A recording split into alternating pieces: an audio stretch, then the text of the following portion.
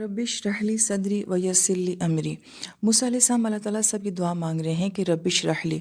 ये जो शरह का लफ्ज़ है अरबी ज़ुबान में कहा जाता है कि किसी चीज़ का खौफ ना होना, किसी चीज़ की ताकत का होना और गोया कि सुकून और इत्मीनान की कैफ़ियत का होना, ख़ुद एतमादी की कैफ़ियत का होना। ऐसी बात कि जिसके अंदर बेचैनी ना हो, गुस्सा ना हो, जिसमें इंसान का सांस ना फूल रहा हो, किसी किस्म की घबराहट जो है वो उसके ऊपर तारी ना हो। तो गोया कि ये सारे माना जो हैं ये रब्बिश रहली के अंदर आ जाते हैं। यहाँ पर बहुत ही अहम और गौर तलब नुक्ता ये है कि मूसा अलैहिस्सलाम को अल्लाह ताला ने जो है वो इतने बड़े बड़े मोअज़्ज़ात के साथ नवाजा है। इतने बड़े मोअज़्ज़ात के होते हुए मूसा अलैहिस्सलाम जो हैं वो अल्लाह ताला से दिल का सुकून मांग रहे हैं। एक इतने बड़े पावरफुल इंसान के साथ बात करनी है, पूरे दरबार में जाके बात करनी है, उसके जर्नैल भी वहाँ पे होंगे और पूरी ऑडियंस भी वहाँ पे होगी। वहाँ पे किसी किस्म की फ़िज़िकल ताकत नहीं मांगी जा रही है, कोई आर्मी नहीं मांगी जा रही है, कोई मज़ीद मोअज़्ज़ा जो है वो नहीं ऐड करवाया जा रहा है, बल्कि वहाँ पे जो है वो दिल का सुकून मांगा जा रहा है कि अल्लाह ताला इस काम के करने के लिए मुझे अंदर का सुकून नसीब फरमा। तो मुफस्सिर किराम ये फरमाते हैं कि जब इंसान को दिल का इत्मीनान नसीब हो जाता है, दिल का सुकून नसीब हो जाता है, तो बड़े से बड़े काम करना भी उसके लिए आसान हो जाते हैं। लेकिन जब इंसान का दिल पुरसुकून नहीं होता तो छोटा काम भी नहीं होता।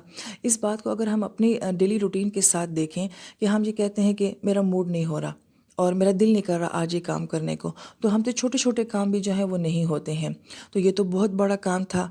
और फिर यहाँ पे दूसरा अहम नुक्ता जो अहले इल्म बयान करते हैं वो ये कि फ़िज़िकल काम शायद हो सकता है कि दिल सुकून ना भी हो और अगर इत्मीनान की कैफियत ना भी हो तो आप कर लें, मगर आप इल्मी काम जो है, जो मेंटली काम है और जो इस किस्म के दलील और दलाइल वाले काम जो हैं, ये आप जो हैं वो ज़हनी सुकून के बगैर नहीं कर सकते। अगर मेरा दिल नहीं कर रहा, मुझे किताब समझ नहीं आएगी।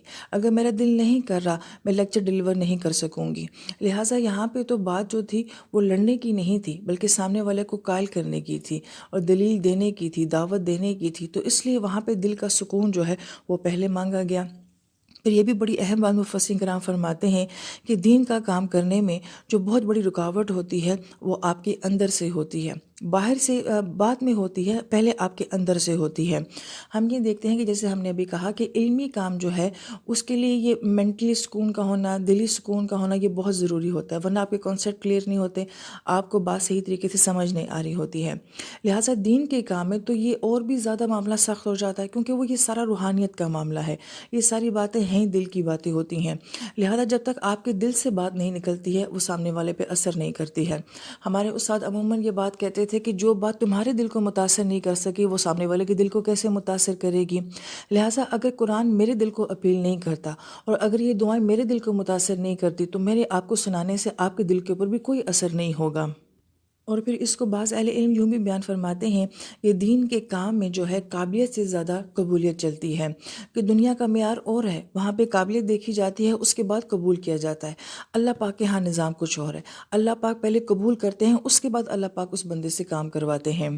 हम दुनिया में अक्सर ये मामला देखते हैं कि बाज़ लोग बहुत काबिल होते हैं मगर उनसे कोई काम नहीं हो रहा होता, और बाज़ लोग इतने काबिल नहीं होते हैं मगर वो बहुत सारे काम कर रहे होते हैं, क्योंकि सारी बात किसकी होती है? कबूलियत की होती है।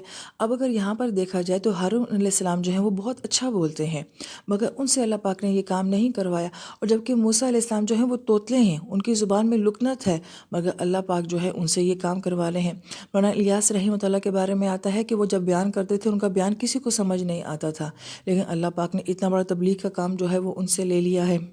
लिहाजा ये इस दुआ की बड़ी अहम ख़ासियत है कि पहले अल्लाह ताला से जो है वो कबूलियत मांगनी चाहिए। जब कबूलियत हो जाती है तो अल्लाह पाक काम खुद ही ले लेते हैं। फिर उसके बाद मुफस्सिर किराम ये फरमाते हैं कि जब इंसान किसी के सामने बात करता है तो बात करने के कुछ टैक्टिक्स होते हैं कि एक आपका स्टार्टिंग पॉइंट होता है, एक आपका एंडिंग पॉइंट होता है, और दरमियान में जो है वो अपनी बात को आप पीक के ऊपर लेकर जाते हैं। लिहाजा अमूमन हम ये देखते हैं कि बात करते हुए हमें बात स्टार्ट करना जो है वो बहुत मुश्किल लग रही होती है।